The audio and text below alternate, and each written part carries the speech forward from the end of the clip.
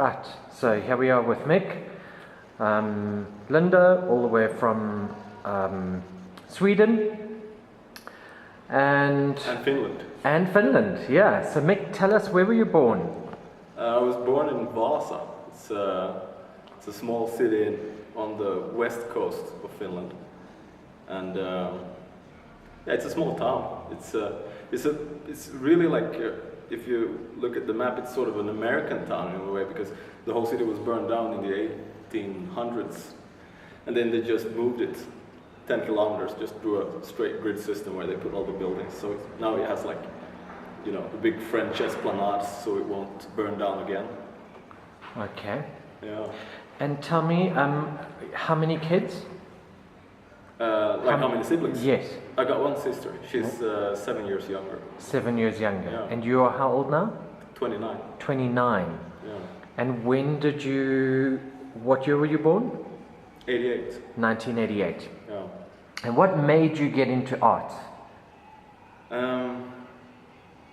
Was it something you always wanted to do? It wasn't really anything particular. I was just, you know, one of those kids who liked to draw. And it was just one of those pastimes that we used to do after school. My mom and dad used to get us like long rolls of paper that we used to just roll out on the floor and sort of draw these imaginative mindscapes with my friends and just sort of freestyle and do this whole thing. I mean, that's when we were kids. And later when I became a teenager, we sort of got more and more interested in graffiti and that whole culture. So it sort of evolved. Everyone was doing text-based graffiti and doing like the tagging and pretty generic like graffiti, you know, it was always like the same formula. You got the letters, and then you had the 3D, and you had the outlines, and then you had the highlights, and then you had background. So it was sort of this recipe that you sort of used to use to make the graffiti. And I was more interested in like copying like comic book characters and doing my own sort of expressionist one-line, super fast comic book characters. Why comic book characters? Well, I guess it's because we were reading comics, and I really enjoyed the. I don't know. I always thought that it was sort of a undervalued sort of you know, part of all the imaginable pictorial worlds. It never really got the credit that it deserved, I think. I mean, if you look at like any of the like general ones, like Donald Duck or whatever, it's like the line work is amazing. It's so well drawn, and it's like the expression is like reduced to the sort of to the least possible, but it's I don't know, it's still so expressive. So it's the simplest form of... Yeah, the simplest form of communication, I guess. Plus it was really fast also if you wanted to do a like outdoors thing in a pedestrian underpass. You had to be fast, so I guess it was also practical. My brother used to tag on trains and on the walls, and it was not something I grew up with in a culture that being such a different age. Yeah. But it's something that's become of interest to me now. Yeah. And it's so interesting that being in the arts and being an art dealer, I actually get to rediscover what your generation has kind of grown up with and used as inspiration. Well, you know, it's interesting because I really liked graffiti because it was so lowbrow and it was so unpretentious. It was, you know, everything was okay. I really liked that sort of attitude towards it. And then it sort of became stagnant and formulaic, like the whole movement, I think. I think it just got boring. But the sort of, like as a gateway drug to heavier art, I think it was really great because it was such a welcoming sort of movement. Okay. And tell me, your parents, what did your mom do? Well, my mom she's got her own business. Yeah. She's like a small business owner. Okay. So yeah, I don't know. What kind of business? She sells like organic skincare. Okay. And products like this. She's got an agency that imports several brands from Sweden and Europe. And your dad? He used to work as I don't know what the English word is. You know the guy that does the communication on boats, like with the Morse code. What's the name for that? Morse code. profession? Okay, so like he was communications. Telegraphist or something. Telephone, yeah. Okay. But then that profession sort of disappeared due to technological progress. Then he just kept on working as in different Industries. No. He was still he's a not a sailor, but I'm sorry, the English terminology. No, that's fine. So he worked in the shipping industry. Yeah, he worked on passenger boats between Turku and Stockholm. Okay, great. So like the regular. Who was the traffic. more creative? Of mom and dad? Yeah. Yeah, that's a good question. I remember that my dad was a really good drawer. He used to draw cars for me when I was a kid. I was really amazed by his line work. Well, I mean, of course, kids are really impressionable, but I think he was the stronger drawer of the two. But at the same time, my mom, she used to be really into like textile design, and she was actually considering a career in textile design when she was young. She got admitted to one of the most prestigious schools in Finland at that time for textile design. And Finland used to be a really huge country for textile design. We have like Marimekko and Finlays and a lot of different sort of really huge brands in the design export sector. But she just, she's more practical than me, I think. She just sort of saw the limitations and the problems with sustaining something in this field, and she didn't want to do the artist hustle of living from hand to mouth. Who does want to do the artist hustle? I don't know many people. Yeah. So tell me. But instead, she founded a company and started she was importing French fashion. So when I was a kid, she was regularly flying to France to visit designers and factories and sort of get a collection and then import it and then sell it and then do the whole thing over and over again.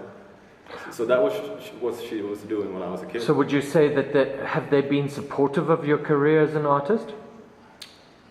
Well, a little bit of both. I mean, what did they want you to do?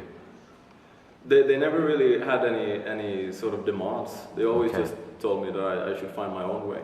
Okay. So I mean, in that sense, they were supportive. But I think when my mom said it, she was more expecting that I would become a lawyer or something really well paid. Yeah, sure. Like any so good. I guess that one backfired. Like any good mom. Yeah. Tell me. I mean, they sort of they were a bit more skeptical in the beginning, but they've sort of come around now that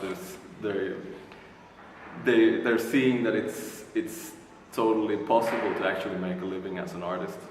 Because I mean the way they were brought up in that world that they grew up, it wasn't really a choice, it's well, so in the world that I grew up in as well, you certainly weren't told that you could go and become an artist. No. Went and got a job, sure. And then you could do art on the side if you wanted to, but it wasn't a career choice. Yeah, sure. Well, I guess the odds still are stacked against you. I mean, there's so many artists that you're sort of competing with. So I think if you want stability and if you want those kind of things, then you stick to that. Yeah, sure. Sanele is often asked by artists, why did you never...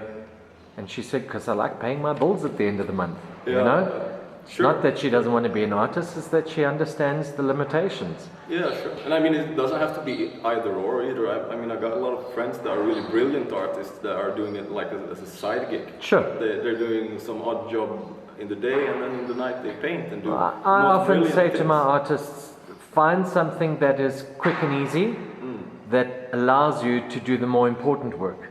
Yeah, sure. So, find the stuff where you can kind of push out stuff, and some of the sculptures as well, like create opportunities. Yeah. Anyway, so you and I chatted over Instagram, and I asked you to send some work, and we kind of got 3 years ago already. 3 years. It goes fast. Yeah.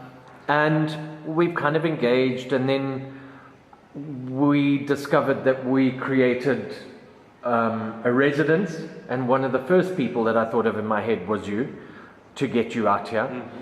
What made you want to come to South Africa?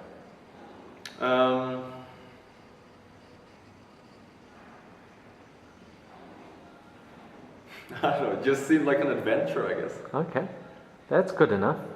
Yeah, I mean, also, I wasn't aware of the art scene here or anything, obviously, since I live in Scandinavia. But it seemed to me, you know, just browsing through social media and Instagram and Facebook and all those and these things, and sort of speaking to your artists as well, it sort of, it felt like it was like a different climate in a way. It felt that it was, I felt that it was a bit less territorial, you know, Okay. and a bit more, I don't know, dynamic. Okay. And also, I That's think, fair. I think since you don't have like the really strong sort of established institutions in the same way as we have in Sweden, where you have like a sort of linear career path that goes through the art schools, and then you get like a government scholarship, and it's like pretty. It looks to me at least like a pretty boring career path in many ways. Yeah, I think you still have sort of that sort of hustler spirit that you sort of have to just get stuff done, and you have to get out there in the world. And that appeals to you. That suited me better, I think, Okay. because I couldn't really be bothered with the art schools. I really enjoy reading and all that, but I just thought, to me, my experience has been that the people I've seen that go to art school, they sort of, the art schools, they turn good painters into mediocre philosophers, and most people just stop painting, as far as I've seen and what I've noticed. So that was like, to me, that was... No, listen, you speak my language, and I think it's one of the reasons that we found each other, and one of the reasons we're going to stay in each other's lives for many years to come, is that I was just showing a large art dealer a piece by Percy Manyonga. And he said, is he trained in the arts? And I said, no, thank God not. And he burst into laughter. And he said, isn't it funny that that's now what is more exciting, is when people aren't trained, because you're taught to fit into boxes.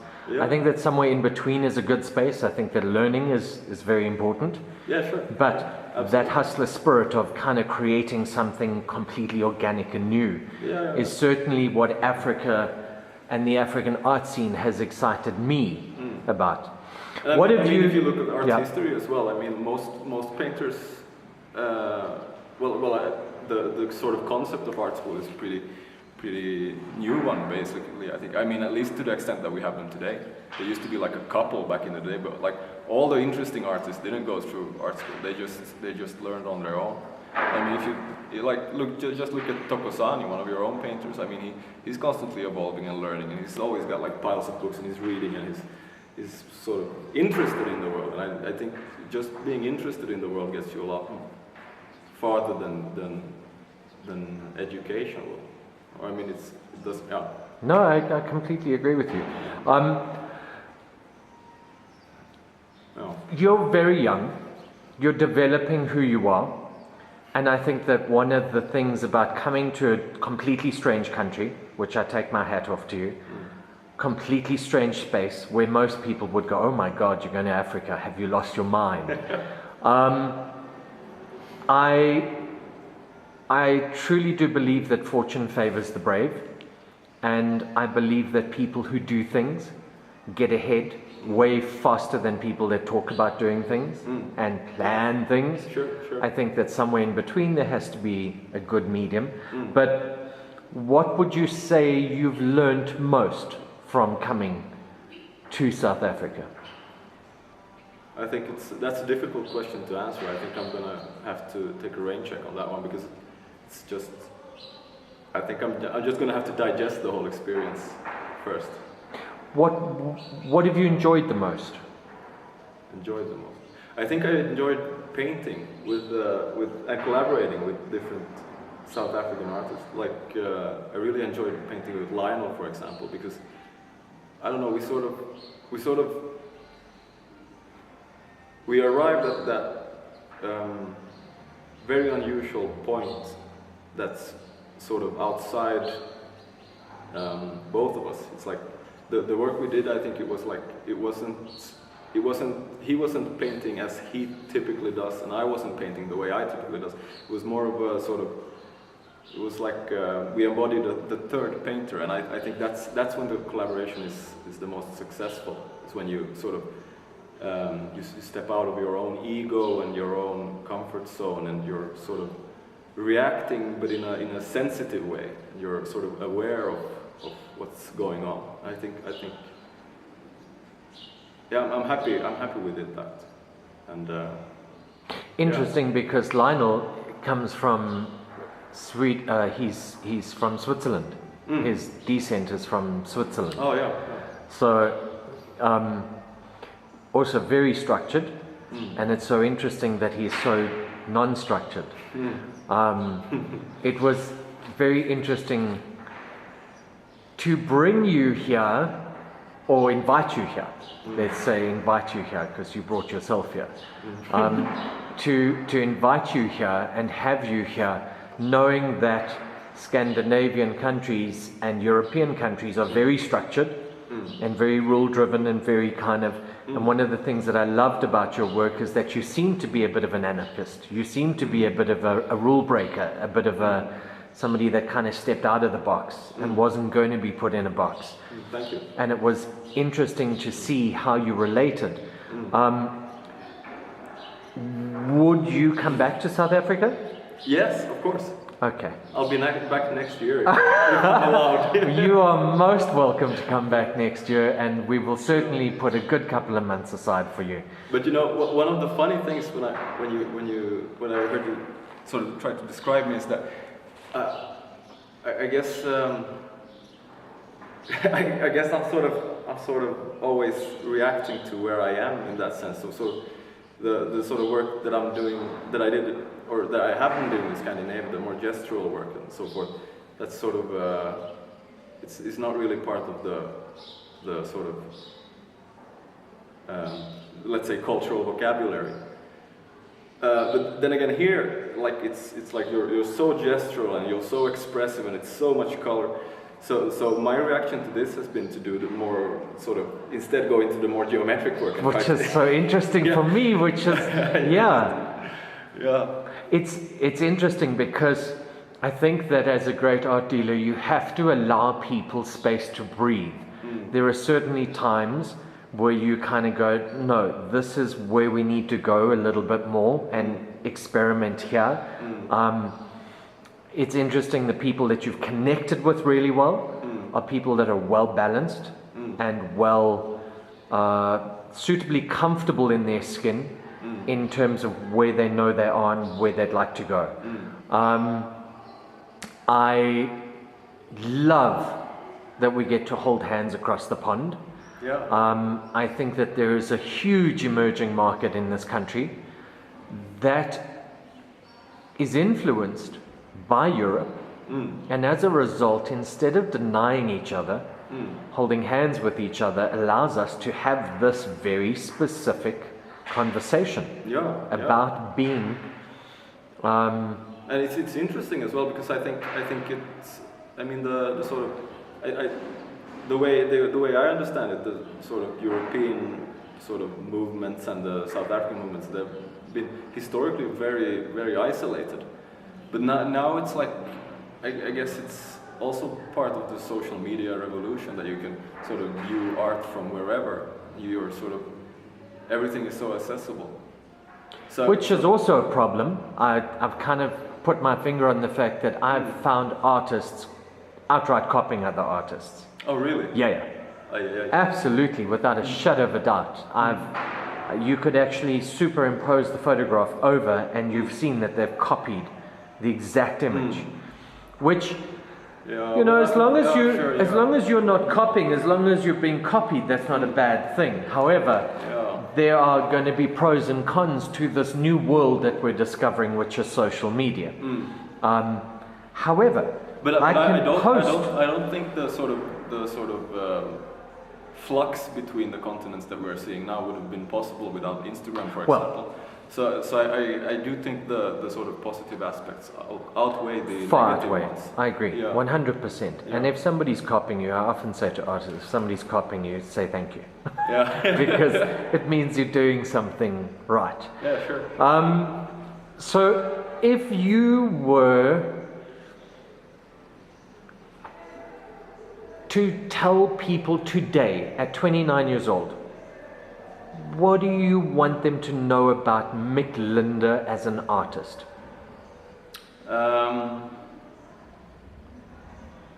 That's a huge question. I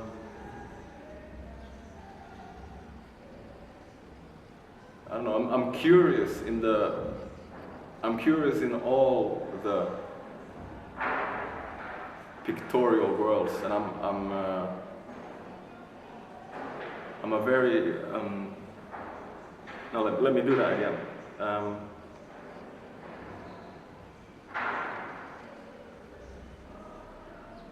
What drives you?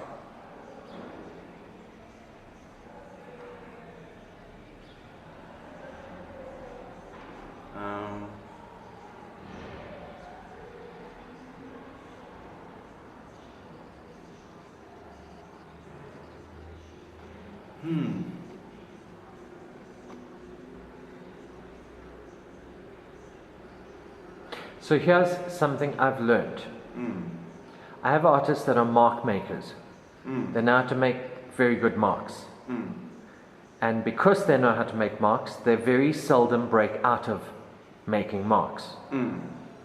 So I realized that my job, and Tokozani taught me this, when after a year of working with him, I said to him, your work is phenomenal. And he said, no, not my work, our work. And I said to him, no, that's not fair. It's your work. And he said, Tyron, what is an orchestra without a great conductor? And instead of being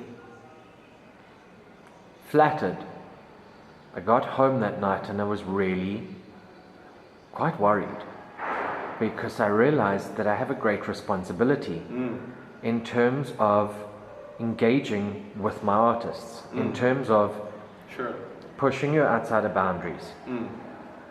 So when you wake up in the morning, I followed you on Instagram. You live, breathe, discover art. I think you're highly intellectual, way more intellectual than a lot of artists that I know. And that very seldom marries together. Intellect often becomes a little disillusioned with the artistic world and leaves. What makes you want to paint?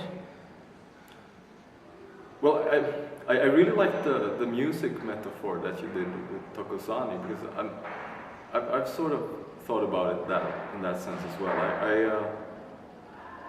I guess if I were to be the painter version of a band, I'd really like to be Beck, because he knows how to play like 14 different instruments, and he combines sort of different music from all over the world, and like sort of he's very intuitive in the way that he sort of references music. So I really like also to sort of collect art, like in my mind. I look at a lot of different stuff. I mean, as a teenager, I liked comic book stuff, and then I got bored with that, and I was really into like French academic painting from the 18th century, like Meissonier or Bouguereau. I'm sorry for the pronunciation. But, No. I mean, like stuff and works that I'm really bored with nowadays. And I got bored then as well, and then I sort of, then I discovered the German expressionists like my favorite. And Ernst Ludwig Kirchner and Blaue Reiter and through them I found the Danish international movement Cobra, which is also very gestural and vivid, like Karel Appel and Asger Jorn and like huge, great masters of color and expressionism. So now it's sort of I'm sort of trying to collect all these different versions of what painting can be, and then I sort of try to I don't know, digest it and let it speak through my hands as I paint. Yeah, good enough. Yeah, absolutely. A symphony of movement and color and energy. Yeah. And not to limit oneself to a style, because I believe that style sort of becomes a dead end. I think style is something that's supposed to be a channel to the outside real world or the inside real world. Whatever it's supposed to be, it's not supposed to be a dead end. Michelle, often style sort of implies visual coherence, and if you have visual coherence, then you're sort of shutting out all the different possible worlds that could work with your work, if you know what I mean. Yeah. What is your goal, current goal, as a painter? To make something. To make a painting that I don't get tired of. I'd like, I had this conversation with Lionel, and he said that there was a Chinese saying that said, "A good painting is worth a chair." So I'd like to make a painting that's worth a lifelong chair. Yeah. Interestingly enough, Lionel Murcott is the artist that I own that I never hung in my house. And just out of sheer frustration, because it was standing in my way, I hung it on a hook. Yeah. And I've never taken it down. Really? Because I can't stop looking at it. I look at it and look at it and look at it and look at it, but he's not easy. You have to know yourself to look at his work. But that's the thing I like with the German expressionists as well, because when I first saw a painting by Ernst Ludwig Kirchner, I was very frustrated and provoked by his brushwork. I felt like I had wooden splinters beneath my nails when I tried to look at his painting, and I sort of immediately was disgusted and rejected it as I'll try it or shit or whatever. But then it stayed with me, and I really couldn't shake it off. And I still have some of his compositions in my mind, sort of bring them forth. So I really think that's the sort of I think sometimes it's important to make something that's bothering you, because then it sticks. It's like with love. I mean, if you have to have a person. If you love someone, it's because of the imperfections, I think. I would agree. Yeah, if it's yeah, you have to have some what do you say? I don't know, something to chew on, something that's bothering you. Yeah. Some friction. Yeah, absolutely. I've often said that I think that good looking is boring. I think that a scar is character. I often, especially in the gallery, when we hang stuff, I don't hang the prettiest stuff first. I get it, but I don't hang it first. I hang